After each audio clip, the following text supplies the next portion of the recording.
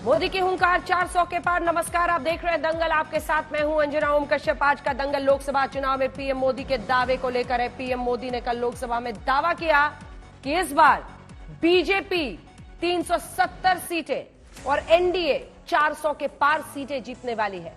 PM Modi के इस दावे के पीछे क्या है बुनियादी आंकड़े, क्या जमीनी सच्चाई है, क्या देश के मतदाताओं का रुझान कहता रहा है और क्यों बीजेपी को लगता है कि विपक्ष उनके सामने हवा हो जाएगा।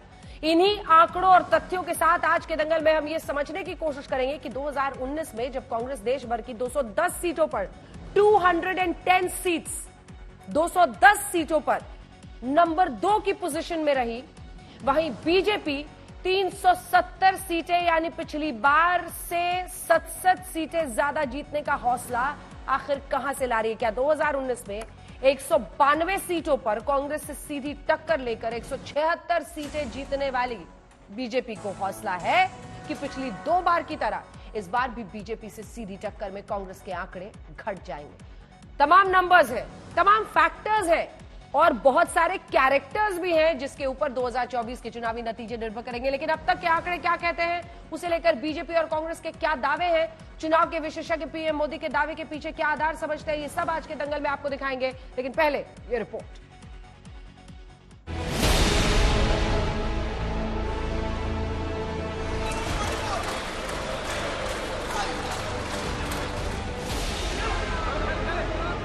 दिल्ली के दंगल के इतिहास में पहली बार प्रधानमंत्री नरेंद्र मोदी ने महासमर से पहले नतीजे को लेकर कोई दावा किया था। देश का मिजाज एनडीए को तो 400 पार करवा ही के रहेगा, लेकिन भारतीय जनता पार्टी को 370 सीट अवश्य देगा।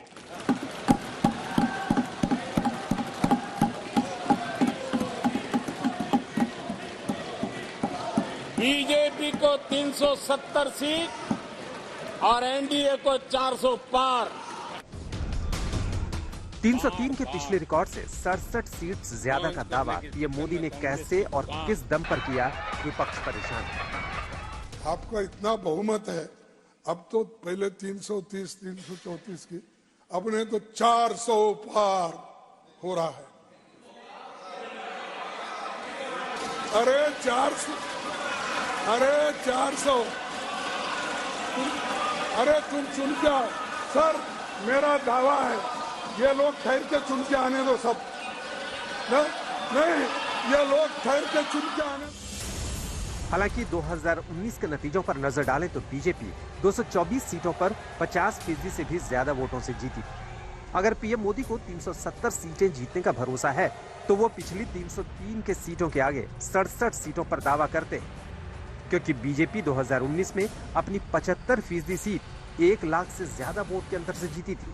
और नंबर में देखें तो बीजेपी ने 2019 में 210 सीटें तो 1 लाख के ज्यादा अंतर से जीती। सिर्फ 10 सीट 2019 में ऐसी थी जो बीजेपी 10,000 तक के अंतर से ही जीत पाई थी। सिर्फ 30 सीटें ऐसी थी जो बीजेपी 10 से 50,000 के अंतर से जीती थी।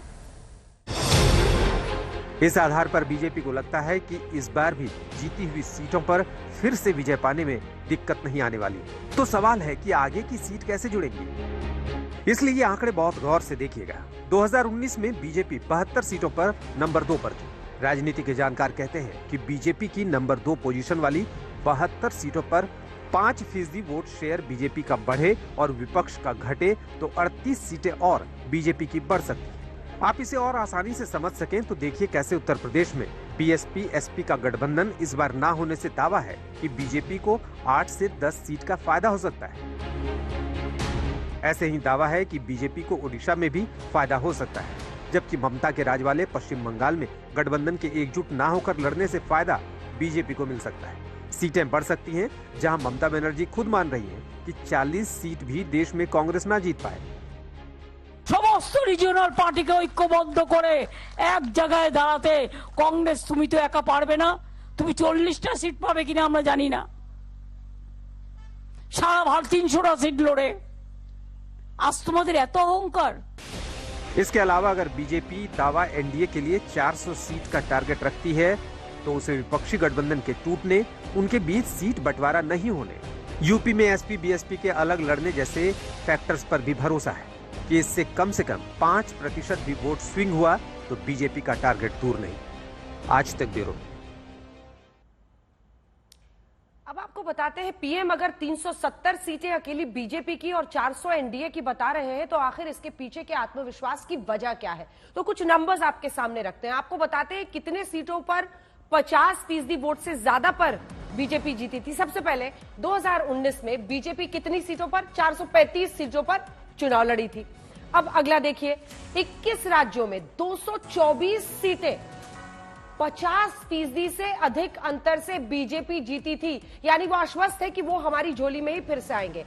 करीब 50% सीटों पर जीत का अंतर 50% था। अगर 303 नंबर्स आए इनके और 224 सीटों पर 50% वोट शेयर है, तो आप समझ रहे हैं 1984 के बाद 2019 में पहली बार किसी पार्टी को इतनी बड़ी जीत मिली थी। 2014 में 136 सीटों पर 50% वोट मिले थे, 136 सीटों पर। लेकिन जब आप 2019 में आते हैं तो बढ़ गया, 224 बन गया, 224 सीटों पर मिला था। 50% से अधिक वोट वाली 88 सीटें, 88 सीट्स बढ़ गई थी बीजेपी। अब 2019 में 75% सीट पर जीत का अंतर 1 लाख के पार था। आत्मविश्वास के पीछे की हम आपको वजह बता रहे हैं। 210 सीटों पर 1 लाख से ज्यादा के अंतर से बीजेपी को जीत मिली थी।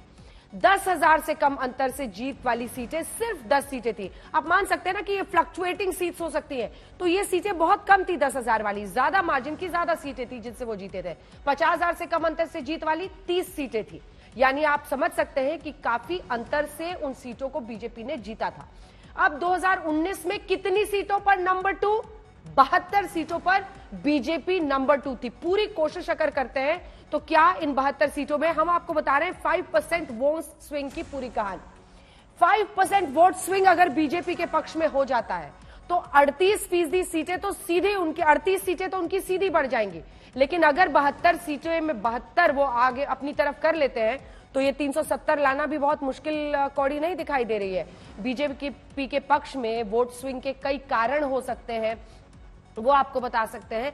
इंडिया टूटने, इंडिया गठबंधन का अभी से ही टूटना। नीतीश कुमार तो निकल गए, ममता बनर्जी के तेवर आप देख ही रहे हैं। सीट पर बात नहीं बनने से जो स्विंग है। वहीं अगर आप देखिए महाराष्ट्र में क्या स्थिति बनी हुई है। एकनाथ शिंदे निकलने के बाद उद्धव ठाकरे गुट में कितनी ताकत बची है।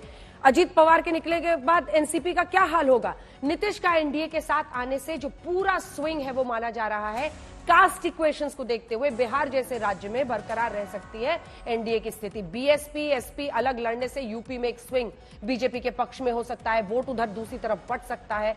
अब हम आपको विधानसभा के आधार पर दिखा दे रहे हैं कि जहां बीजेपी सत्ता में, सिर्फ बीजेपी इतने राज्यों में अपने दम पर, उत्तर प्रदेश, उत्तराखंड, मध्य प्रदेश, छत्तीसगढ़, राजस्थान, हरियाणा, असम, गोवा, यहां पर उनकी खुद की सरकार है। अब हम आपको बीजेपी प्लस भी दिखा देते हैं। बीजेपी प्लस कहां पर है तो बिहार में, महाराष्ट्र में, पुडुचेरी, सिक्किम, अरुणाचल, त्रिपुरा, नागालैंड, मिजोरम, मणिपुर, मेघालय, इन सभी जगहों पर देखिए बीजेपी जब अलायंस में है तो यहां पर है। अब सब मिला दे तो एक बहुत बड़ा हिस्सा है। कुछ और नंबर्स इंटरेस्टिंग है जो आपके सामने रखेंगे, लेकिन बड़ी बात यही दिखाई देती है 400 सीटें एनडीए को आएंगी। इसके पीछे का आत्मविश्वास कहां से आता है, ये सवाल सीधा अजय आलोक आपके लिए, अन्य मेहमानों को भी दिखा दीजिए। हमारे साथ अजय आलोक बीजेपी का पक्ष रखने के लिए जुट गए हैं। हमारे साथ सलमान सोज साहब कांग्रेस पार्टी के विश्लेषक के तौर पर, नेता के तौर पर हमारे साथ जुड़ गए। शशि शेखर जी हमारे साथ जर्नलिस्ट के तौर पर जुड़ रहे हैं। संदीप शास्त्री जी लोकनीति के को डायरेक्टर हैं, कोऑर्डिनेटर हैं, वो हमारे साथ इस चर्चा में जुड़ेंगे।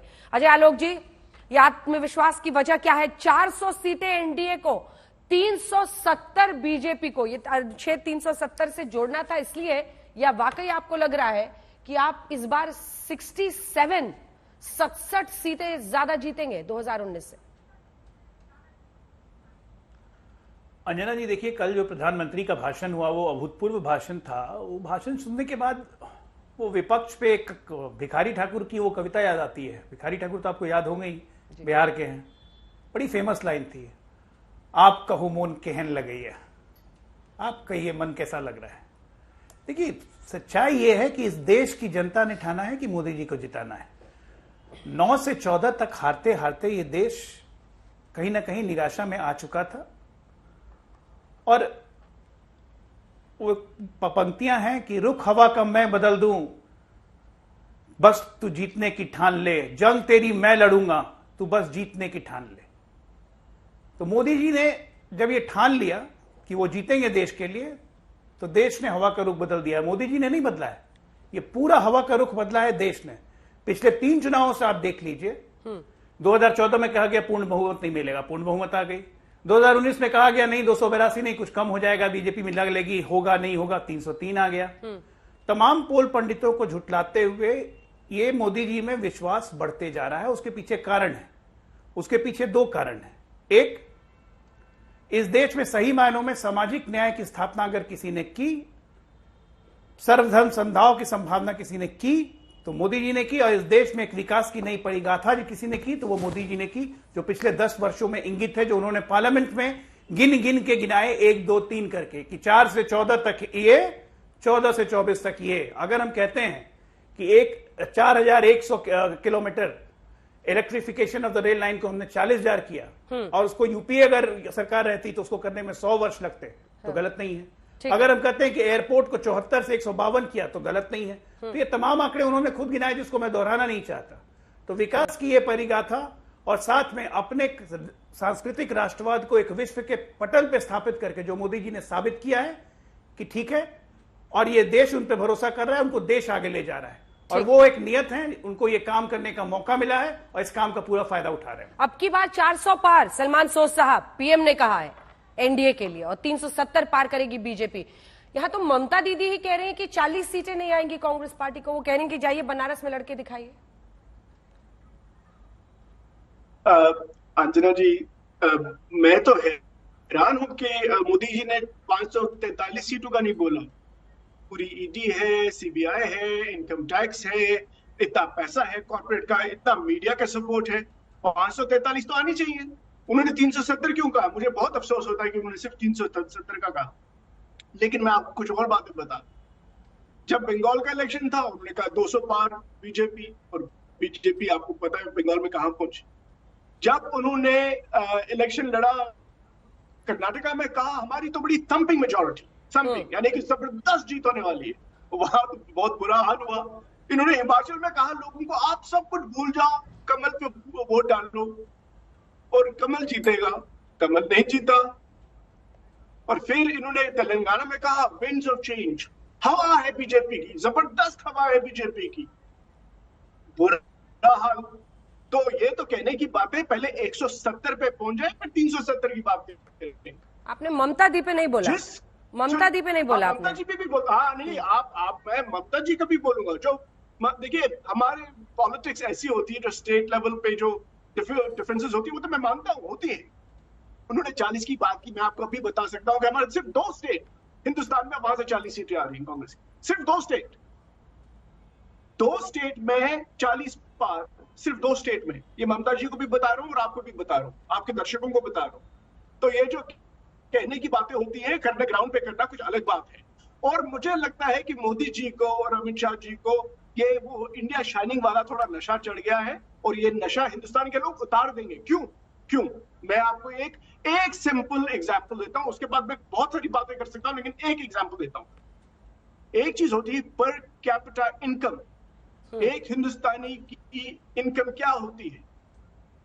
उस लिहाज से जब मनमोहन सिंह जी थे, उनके 9 साल पहले 9 साल में 180% बढ़ोतरी हुई, 180% इंक्रीज और per capita income growth. Modi ji के पहले 9 साल में 58%। और बाय द वे, सबको पता है, आपको पता है, मुझे पता है, जो घर पे बैठे लोग हैं उनको पता है कि हिंदुस्तान की इकोनॉमी बहुत अनइक्वल हो गई। यानी कि जो 58% जो ग्रोथ है, जो बहुत कम है मनमोहन सिंह जी के टाइम के मुकाबले में, बहुत कम है, वो भी कुछ लोग ले जा रहे हैं। कैसे?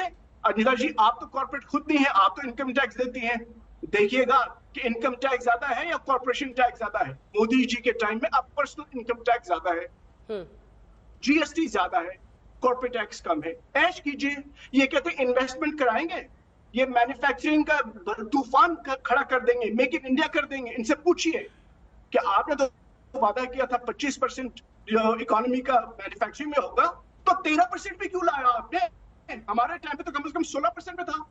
ठीक है, आपने ठीक है। करोड़ों जॉब्स की बात की तो क्यों नहीं दिलवाए? जी। आपने किसानों का कहा कि हम इनकी डबल कर देंगे 2022 तक इनकम, क्यों नहीं करवाई? ठीक ये तो कुछ जवाब देने के लिए रहे नहीं, इसीलिए मैं आपको कहता हूं पहले 170 पे पहुंचो, फिर 370 की बात करो मेरे भाई। ठीक है, इस पर जवाब लेंगे अजय आलोक जी आपसे। संदीप जी, ये नंबर्स दिखाकर मैं आपके पास सीधा आऊंगी, एनालाइज करते हैं नंबर्स के नजरिए से भी। इसलिए भी हमने ये शो किया है कि क्या ये मुमकिन है जो पीएम कह रहे हैं, और अगर मुमकिन है तो उसकी वजह क्या क्या हो सकती है। अब आइए हम आपको दिखा देते हैं स्ट्रॉन्ग पॉइंट्स क्या है। जहां पर फूल है फुल, यानी कमल फूल फुल है, गुजरात 26 की 26, हरियाणा 10 की 10 सीटें, 7 की 7 इनकी है दिल्ली में, उत्तराखंड में 5 से 5 है, हिमाचल जहां 4 आउट ऑफ 4 है, चंडीगढ़ जहां 1 आउट ऑफ 1 है, त्रिपुरा जहां 2 आउट ऑफ 2 है, अरुणाचल प्रदेश जहां पर 2 आउट ऑफ 2 है। 57 सीटें जो इनकी है, इन राज्यों में तो वैसे ही कमल फुल है। अब अगला नंबर आपको दिखा देते हैं उन स्टेट्स का जहां पर सीट बढ़ना मुश्किल है। अब कितना बढ़ेंगे यहां पर? एमपी है जहां पर 28 out of 29, 24 out of 25 Rajasthan में, जहां पर एक आरएलपी को मिला है वहां पर। अगला आ जाइए हनुमान बेनीवाल की पार्टी को, झारखंड जो कि उनके साथ है, झारखंड का हमने आपको दिखा दिया। अब ये देखिए 193 सीटें जहां गुंजाइश बाकी है। असम जहां पर कोशिश पूरी बीजेपी कर रही है, 9 आई थी पिछली बार। बिहार जहां पर देखिए 17 हम बीजेपी की दिखा रहे हैं, लेकिन हाँ 16 आई थी जेडीयू की भी, जो गठबंधन में साथ में लड़े थे, वो एक बार फिर से एक साथ है। महाराष्ट्र में 23 यहां पर गुंजाइश है, बंगाल में 18 यहां पर गुंजाइश है, पंजाब 2 आउट ऑफ 13 यहां पर गुंजाइश है, ओडिशा 8 सीटें आई थी वहां पर गुंजाइश है, जम्मू कश्मीर में 3 है वहां गुंजाइश है, उत्तर पूर्व में देखिए तो वहां पर भी गुंजाइश है, 6 सीटें हैं। वहीं अगर आप संघ शासित जो प्रदेश है वहां पर देखें तो 3 सीटों में अभी नहीं आया, तो यहाँ पर स्कोप है उनका। अब दक्षिण में जरा देखते हैं कि यहाँ पर जो राज्य है वहां पर क्या स्थिति है बीजेपी की। तो तमिलनाडु में अगर आप देखें 39 सीटें हैं, पीएम का पुश साउथ वाला जो पूरा मोमेंटम है, 39 सीटें, इसी को टारगेट करने के लिए क्या 39 अभी खाता नहीं खुला है, 25 आंध्र प्रदेश की खाता नहीं खुला है, केरल की 20 वहां खाता नहीं खुला है, तेलंगाना की 17 सीटें वहां पर 4 ही आई थी, वहां पर भी स्कोप है। तो ये 101 सीटें ऐसी है। आपको क्या लग रहा है, क्या ये 370 संदीप शास्त्री जी बीजेपी को सिर्फ और 400 एनडीए को मुमकिन है?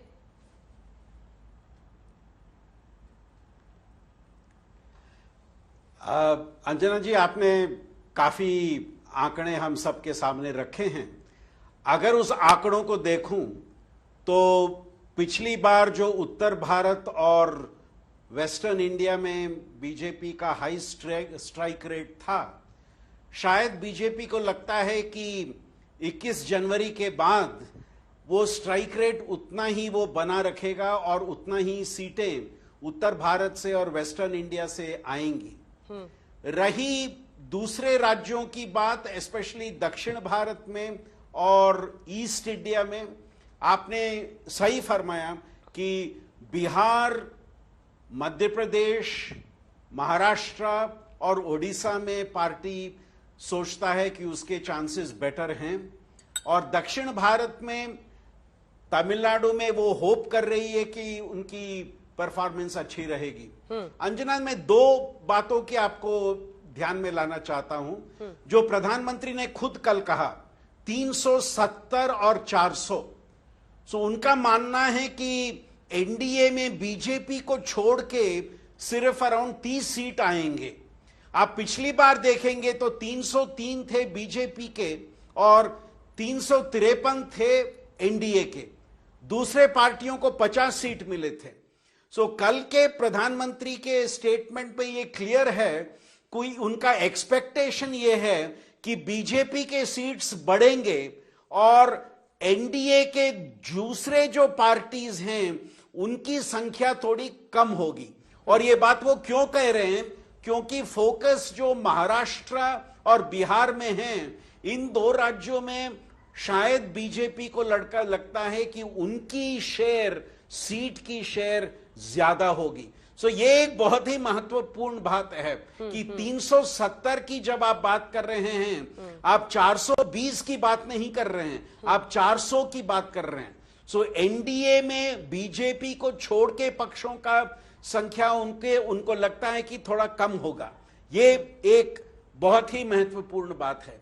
दूसरी बात जो मैं कहना चाहता हूं मैंने सोचा था कि बीजेपी अपने आप के बारे में बात करते करते 415 कहेंगे, क्योंकि राजीव गांधी का 1984 का रिकॉर्ड 414 है, कांग्रेस का रिकॉर्ड, उसको शायद तोड़ने की एक कोशिश करेंगे, वो एक लक्ष्य रखेंगे, मैंने सोचा था। क्योंकि कल जिस तरह से वार, किस तरह से आक्रमण एक कांग्रेस पार्टी पे हुआ था, मुझे लग रहा था कि ये आक्रमण के बाद वो जिस कांग्रेस का एक रिकॉर्ड था उसको भी तोड़ देंगे, वो एक वादा करेंगे, मैंने सोचा था, पर वो नहीं हुआ। वो 370 पे रुक गए, 415 तक नहीं गए वो। ठीक है, ये बहुत दिलचस्प नजरिया है। शशि शेखर जी, इसका रिएक्शन मैं लूंगी। अजय आलोक जी, आ रही हूं, एक सेकंड जल्दी से। शशि शेखर जी, जो अब मैं सुनाने वाली हूं, क्या इस आत्मविश्वास के पीछे पीएम की ये बात है जो पीएम ने कल कही थी? ये हिस्सा जरा सुनिए, फिर आपका रिएक्शन लूंगे। कांग्रेस का विश्वास हमेशा सिर्फ एक परिवार पर रहा है। एक परिवार के आगे वो न कुछ सोच सकते हैं, न कुछ देख सकते हैं। कुछ दिन पहले भानुमति का कुनबा जोड़ा,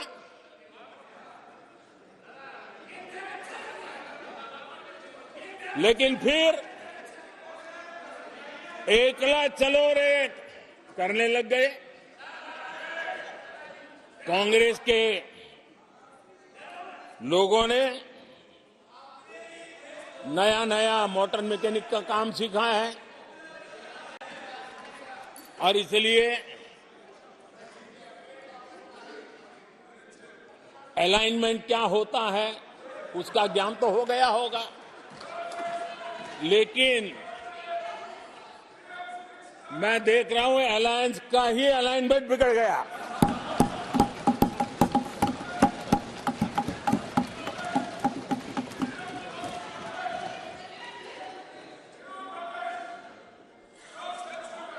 इनको अपने इस कुनबे में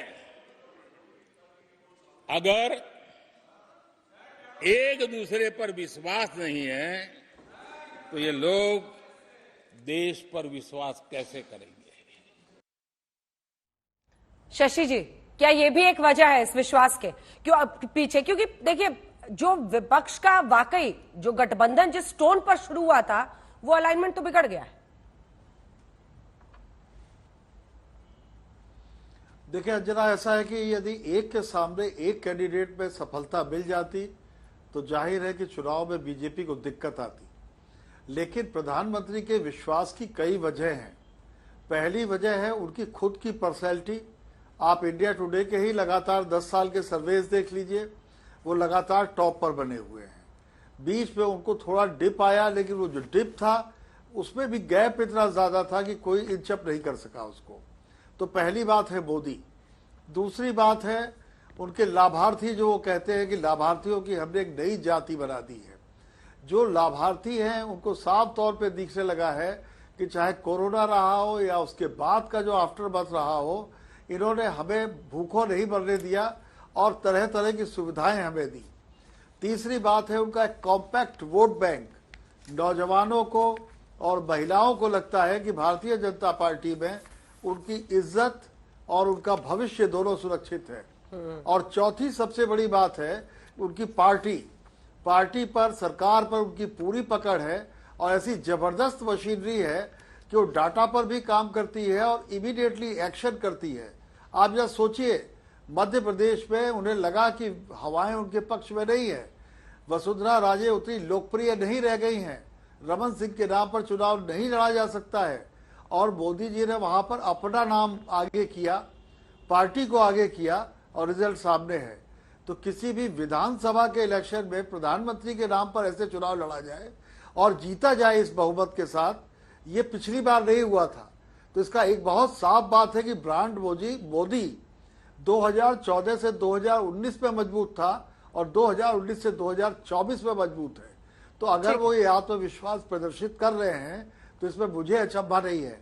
एक आखिरी बात जरा, कि प्रधानमंत्री चाहे अपना विश्वास हो, चाहे व्यक्तित्व हो, चाहे उनके काम हो, उनको बताना और जताना जानते हैं। वो अपने मतदाताओं को सीधे संबोधित करते हैं। कल वो अपने कॉन्फिडेंस से ये बता रहे थे कि कहीं दिग्भ्रमित मत होइए, हम ही तीसरी बार आ रहे हैं। बोला तो पहले भी था, लेकिन कल ये बोलते हुए कि मुझे नंबरों पर यकीन नहीं है, फिर भी उन्होंने नंबर बोले ताकि एक लंबी लकीर ऐसी खींची जा सके कि जिसको जरा भी भ्रम हो और जो फैंस सिटर हैं वो इधर उधर न हो सके। अंजना, और इसीलिए उनकी लाइन भी है बीजेपी की, सपने नहीं हकीकत बुनते हैं तभी तो सब मोदी को चुनते हैं। लेकिन आप संदीप जी की बात पर रिस्पॉन्ड करना चाह रहे थे अजय आलोक जी। उन्होंने कहा कि लक्ष्य और इससे बड़ा होना चाहिए था। देखिए, संदीप जी की दो बातों का रिस्पॉन्ड करूंगा, लेकिन सबसे पहले एक बात बता दूं कि मोदी जी पे ये लाइन बहुत, भारतीय जनता पार्टी पे ये लाइन सटीके बैठती है कि डर मुझे भी लगा फासला देखकर, डर मुझे भी लगा फासला देखकर, लेकिन मैं आगे बढ़ता गया रास्ता देखकर, धीरे धीरे नजदीक आती गई मेरी मंजिल मेरा हौसला देखकर। दो सीटों से शुरू किया हुआ यह सफर 1984 में 2024 में 400 के लक्ष्य के पार पहुंचेगा। उसके पीछे कारण है। यहां हम सहानुभूति लहर की बात नहीं कर रहे संदीप जी, जो आपने कहा कि 404 और 413 का से ज्यादा बोलना चाहिए, मुझे आश्चर्य लगा।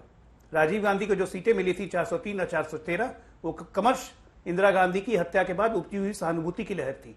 यहां सीटें मिल रही हैं परफॉर्मेंस के कारण, यहां सीटें मिल रही हैं एक नेता में देश का भरोसा के कारण। दोनों में जमीन आसमान का अंतर है।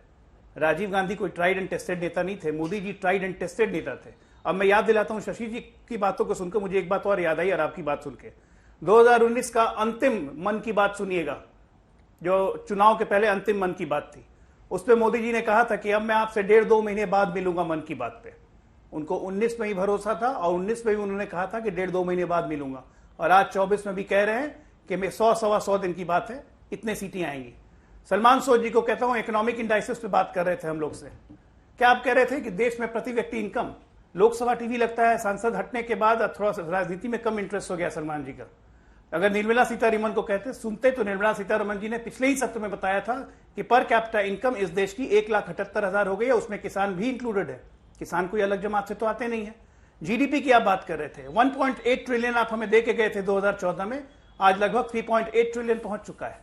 कल प्रधानमंत्री जी ने इंटरिम बजट की बात की थी, जिसमें कहा था कि आपके एफएम ने कहा कि भारत की इस विषम परिस्थिति और भारत की इस असीम जनसंख्या को देखते हुए मुझे बहुत फक्र होता है कि आज हम 11वें स्थान पे हैं। फक्र होता है कि 11वें स्थान पे, आज हम ऑलरेडी 5वें स्थान पे हैं, तो आपको तो फक्र हो नहीं रहा है। आप लोग कहते हैं ये तो अपने आप हो गया, और मोदी जी जब डंका ठोक के कहते हैं कि अगले कार्यकाल में मैं तीसरे स्थान पे ले आऊंगा, ये मोदी की गारंटी है, तो आप उपहास उड़ाते हैं। किस चीज में आप बात करेंगे? एफडीआई $22 बिलियन आप छोड़ के गए थे, हमारे पास आज $49 बिलियन का रिजर्व है। आप फॉरेन एक्सचेंज रिजर्व हमारे पास $285 बिलियन का छोड़ के गए थे, आज मोर देन $600 बिलियन का रिजर्व है। आप मतलब किसी भी इंडाइसिस में, डीबीटी में आज हम डीबीटी में 0.89%, हम $32 बिलियन ट्रांसफर कर रहे हैं, लगभग 3-4 लाख करोड़ हम बजाते हैं डीबीटी के माध्यम से। एक पर एक इकोनॉमिक इंडाइसिस है जिसमें बहुत ज्यादा है। डिजिटल ट्रांजैक्शन में world number 1, 76% of the GDP हमारा डिजिटल ट्रांजैक्शन से होता है। आप इस कंट्री को इकोनॉमिक प्रोग्रेस समझ रहे हैं, और आप कहते हैं कि हमारी इकोनॉमी चंद हाथों में चली गई। कहां से हो जाएगा? आपके बोलने से नहीं होगा, आंकड़े डिफाइन करते हैं। देश की व्यवस्था बदलती है। आप आज जब जम्मू से आते हैं दिल्ली, आप 4 घंटे में पहुंच जाएंगे। अभी रोड का इनॉग्रेशन होने वाला है, तब देखिएगा, तब बताइएगा कि आपने क्यों नहीं किया। हमने तो मना नहीं किया था। आप जम्मू कश्मीर के रहने वाले हैं, जितना इंफ्रास्ट्रक्चरल डेवलपमेंट, जितना रेलवे नेटवर्क हुआ, आपके समय में क्यों नहीं हुआ? आपको जनता को जवाब देना पड़ेगा, हमें नहीं। पीएम ने गुलाम नबी आजाद साहब का भी नाम लिया, जो कि आप ही के राज्य के नेता हैं। उन्होंने कहा कि वो तो पार्टी ही छोड़कर निकल गए। लेकिन कमिंग एक बड़े क्वेश्चन पर आते हैं सलमान साहब, और वो सवाल ये है कि आपने शशि जी को भी सुना, आपने संदीप जी को भी सुना। उधर रीजंस हैं, फैक्टर्स हैं। प्रधानमंत्री नरेंद्र मोदी की करिश्माई शख्सियत है, जिसको आप भी इग्नोर नहीं कर सकते हैं। हर सर्वे ये चीख चीख कर कहता है कि उनकी लोकप्रियता इस देश में अपार है। दूसरा सबसे बड़ा चैलेंज उनका, आप ऑर्गेनाइजेशनल स्ट्रक्चर देखिए। बीजेपी अध्यक्ष जेपी नड्डा खुद राज्यों के चुनावों में मैदान में उतरते हैं। पीएम अपना नाम ताक पर रख देते हैं राज्यों के चुनाव में, और उनको फेस बनाया जाता है।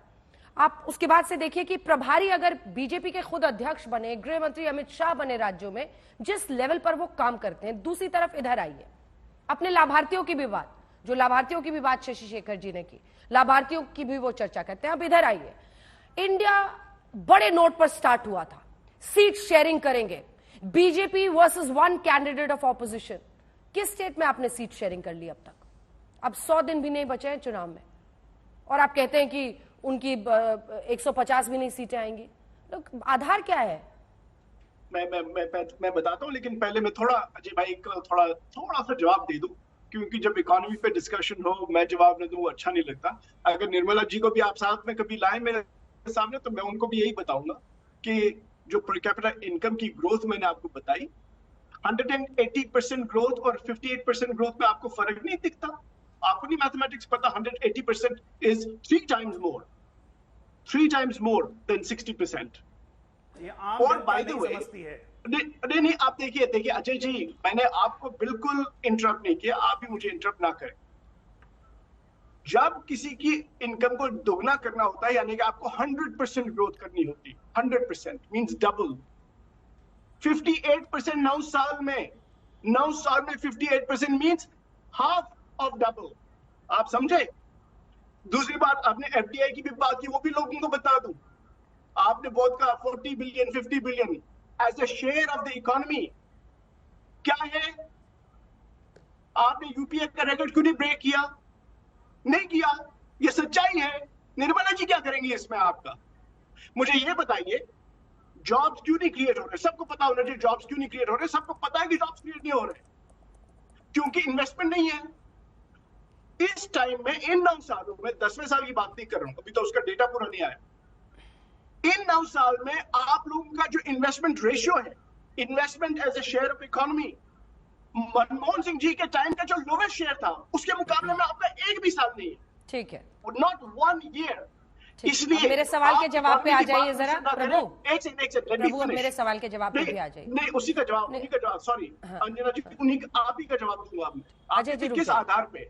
अल्टीमेटली इस मुल्क में लोग जो हैं, खासतौर से वो लोग जो बिल्कुल बेरोजगार हैं, वो लोग जो बिल्कुल आज आपका गैस रिफिल नहीं कर पाते हैं, जो लोअर इनकम फैमिलीज हैं, जो मिडिल इनकम फैमिलीज, वो पिसे हुए हैं, लेकिन वो आपके सर्विस में अभी नहीं आ रहे हैं और आपको पता चलेगा। ये वही इंडिया शाइनिंग मूवमेंट बन रहा है मेरी नजर में वही इंडिया शाइनिंग मूवमेंट। मैं आपको स्टेट पे स्टेट लिस्ट, आपने स्टेट्स की बात की, मैं भी आपको बताता हूँ इनकी सीटें कहाँ कम हो रही हैं। इनकी सीटें हरियाणा में कम हो रही हैं, इनकी सीटें वहां कम हो रही है, इनकी तेलंगाना की 4 सीटें कम हो रही है। मैं आपको जरा सब डिटेल में बताता हूँ ना। महाराष्ट्र में कम हो रही है आपकी सीटें, आपकी कहाँ बढ़ रही है बताइए?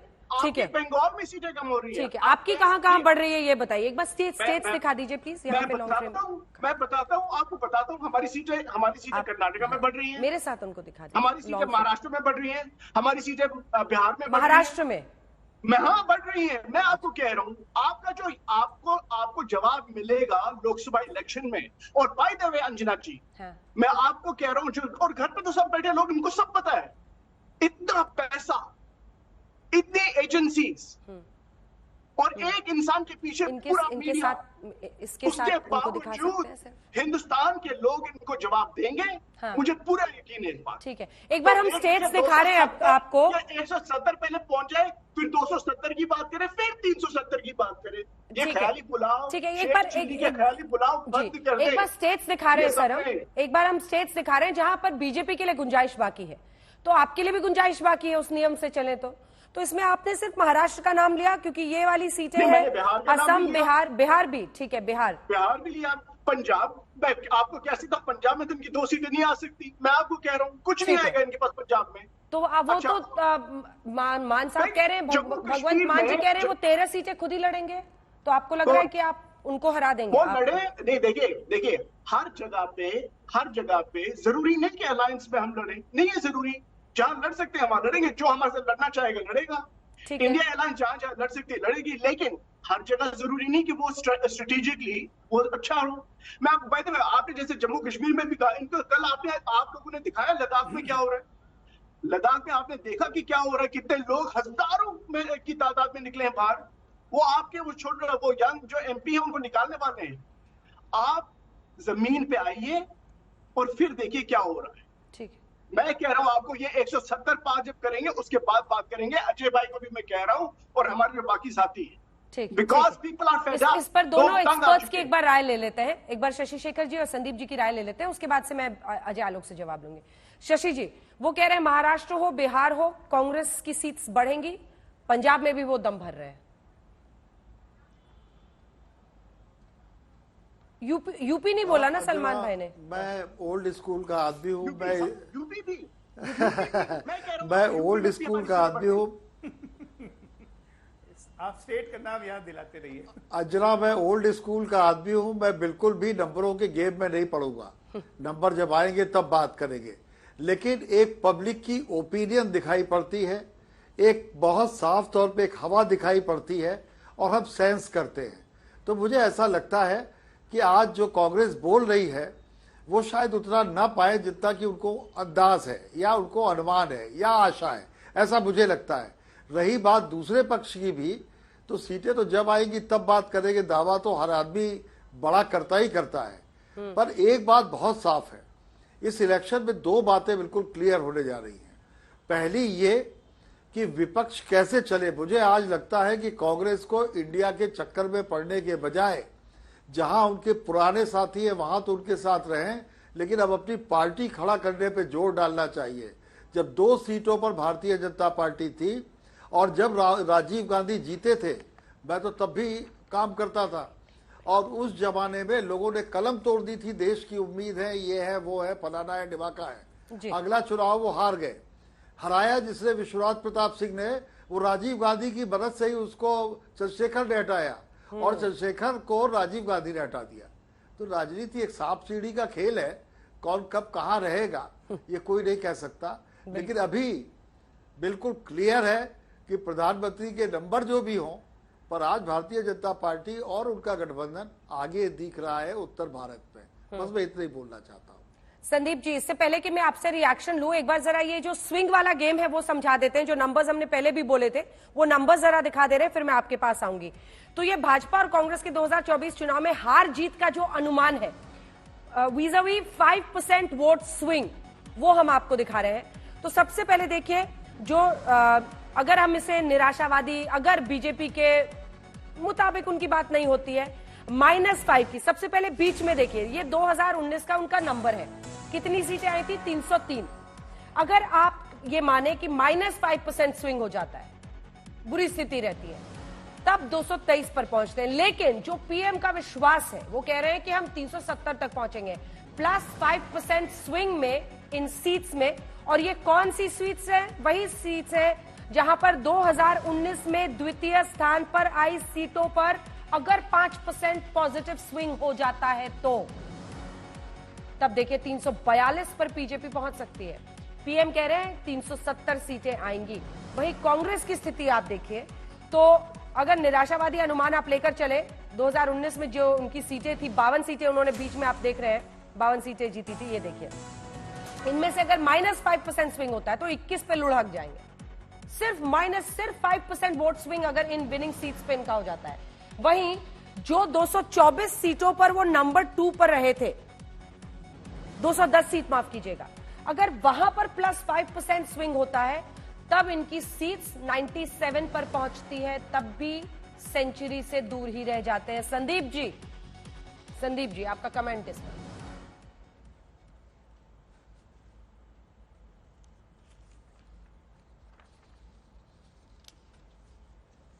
संदीप जी आपका कमेंट इस पर। नंबर्स बताए हमने। ओके, अंजना जी, जो आपने अभी हमें स्टैटिस्टिक्स दिखाया, उससे ये साफ नजर आता है कि बीजेपी को जो प्रधानमंत्री ने कल लक्ष्य दिखाया है कि 370 का जो लक्ष्य उन्होंने कहा है, ये 370 उनको रीच करने के लिए और 67 सीट्स ही चाहिए। और इसलिए हमने पिछले सेगमेंट में ये बात कही थी कि high strike rate in north and west को रिटेन करना चाहेंगे, साउथ में कुछ बेनिफिट लेना चाहेंगे, ईस्ट और नॉर्थ ईस्ट में इंप्रूव करना चाहेंगे। और कांग्रेस की समस्या यह है कि उनकी नंबर्स को इंक्रीज करने का मौका तो बहुत ही कम लगता है। अंजना जी, और एक बात जो अजय आलोक जी ने कहा मैं अजय आलोक जी की हर बात से सहमत हूं कि 414 जो राजीव गांधी को मिला था वो एक सहानुभूति का वोट था, और इस बार जो 370 का एक दावा प्रधानमंत्री कर रहे हैं वो ट्राइड एंड टेस्टेड लीडर जैसे उन्होंने कहा उसके आधार पे कर रहे हैं। और अंजना जी, आपके शो में मैंने ये पहले भी कहा है, हमें 5 म को ध्यान में रखना पड़ेगा जो बीजेपी होप कर रही है कि उनको 370 पर लेके आएगी। मोदी फैक्टर, मजदूर फैक्टर, मंदिर फैक्टर, महिला फैक्टर और मौका यानी जो प्रधानमंत्री ने कल कहा, ये नया युवा पीढ़ी जो देश में आ रहा है, जो जिस पीढ़ी ने कांग्रेस की सरकार को ज्यादा समय नहीं देखा है, इसलिए वो नेहरू और इंदिरा गांधी पे जो एक अटैक कल हुआ था, वो ग्रुप यंगर जनरेशन का एक कंसोलिडेशन का अटेम्प्ट आप देख रहे हैं। सो अगर ये 370 का लक्ष्य वो देख रहे हैं, ये 5 म के आधार पे देख रहे हैं, मोदी, मंदिर, महिला, मजदूर और मौका। और पीएम भी जिन जातियों की बात करते हैं उसमें महिलाओं की बात वो करते हैं, किसानों की बात करते हैं। अजय आलोक जी, जल्दी से कंक्लूडिंग रिमार्क, ये 370 के पीछे अनुच्छेद 370 का हटना है। देखिए अंजना जी, ऐसा है कि मैं सबसे पहले सलमान भाई को कह दूंगा उस छोटे से लाइन में कि हमारी इकोनॉमी का बस यही हाल है कि कोरोना के बाद से लेके आज तक 2024 तक वर्ल्ड बैंक से लेके मॉर्गन स्टैनली से लेके बाकी आप जिन को अपना आदर्श मानते हो इकोनॉमिक पैरामीटर्स में, सबने हिंदुस्तान को नंबर 1 की इकोनॉमी और number 1 FDI destination, number 1 investment destination माना है। तो हमारे एफडीआई इन्वेस्टमेंट का नतीजा यही है। बहरहाल खत्म हो गया, क्यों नहीं आएंगे 370? क्यों नहीं आएंगे 370? क्यों नहीं आएंगे आप बताइए? इसलिए नहीं आएंगे क्योंकि धारा 370 हटाई, इसलिए नहीं आएंगे क्योंकि भव्य राम मंदिर का निर्माण हो रहा है, इसलिए नहीं आएंगे कि एयरपोर्ट 100 से ऊपर चले गए, इसलिए नहीं आएंगे कि एम्स 8 से 22। चलिए, वक्त हमें इतने की इजाजत देता है। पीएम ने यहां तक कहा है कि तीसरे कार्यकाल में आएंगे तो अर्थव्यवस्था देश की तीसरे नंबर पर पहुंच जाएगी।